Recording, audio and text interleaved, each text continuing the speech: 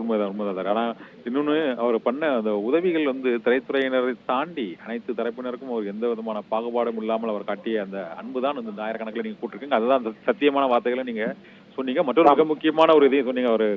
அவருடைய மகன்கள் வந்து இதை வந்து இந்த மக்கள் செல்வத்தை வந்து அவங்க பயன்படுத்திக்கிட்டு அதை வந்து விஜயகாந்தோட அந்த லட்சியத்தை நிறைவேற்றணும் அப்படின்னு சொன்னீங்க.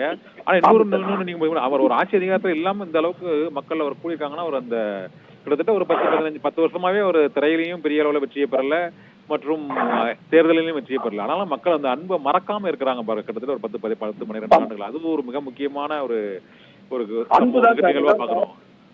திருப்பி நான் சொல்றது என்னன்னா, அன்புக்கு நான் அடிமைன்னு திருப்பி ரஜினி சாருக்கு ஒரு நல்ல டைட்டில். ஆனால் இந்த ஒட்டுமொத்த தமிழகமே விஜயகாந்தோட அன்புக்கு அடிமையாயிருக்கு. வெளியே தெரியாம இவ்வளவு பெரிய பவர் அவர் வச்சிருக்காரு. அன்பார்ச்சுனேட்லி இது என்னன்னா, விஜயகாந்த் சாருக்கும் தன்னுடைய லவ் என்னன்றத, தனக்கு மக்கள் வச்சிருக்கிற லவ் அவரு மரணத்துக்கு அப்புறம் தான் அவருக்கே தெரிஞ்சிருக்கும், அவர் குடும்பத்துக்கு தெரிஞ்சிருக்கும். அதே மாதிரி மக்களும் விஜயகாந்த் மேல நமக்கு இவ்வளவு பெரிய அன்பா நட்பா அப்படின்னு மக்களுக்கே இப்பதான் தெரியுது.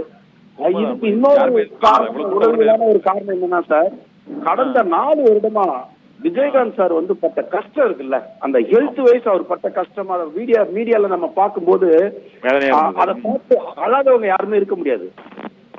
குறிப்பா பொதுக்குழுல அவர் வந்து இந்த நிலையை பார்த்து அந்த ஆப்போசிட்ல உட்காந்துட்டு இருந்த பொம்பளைங்க எல்லாம் அழுததை பார்த்து நமக்கு ரொம்ப வேதனையா இருந்தது.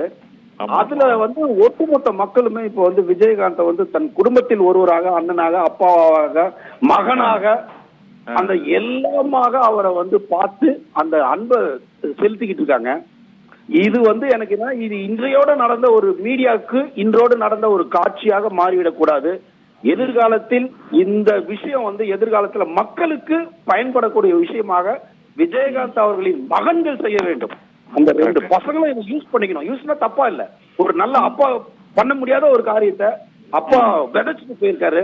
இது சரியானபடியில் அவருடைய மகன்கள் அடுத்த நிலைக்கு எடுத்துட்டு போய் விஜயகாந்த் அவர்கள் எதையெல்லாம் செய்யணும்னு நினைச்சாரோ அத்தனையையும் அவர்கள் செய்து முடித்தால் விஜயகாந்தின் ஆத்மா என்றும் அந்த குடும்பத்தை பாதுகாத்து காத்து நிற்கும்.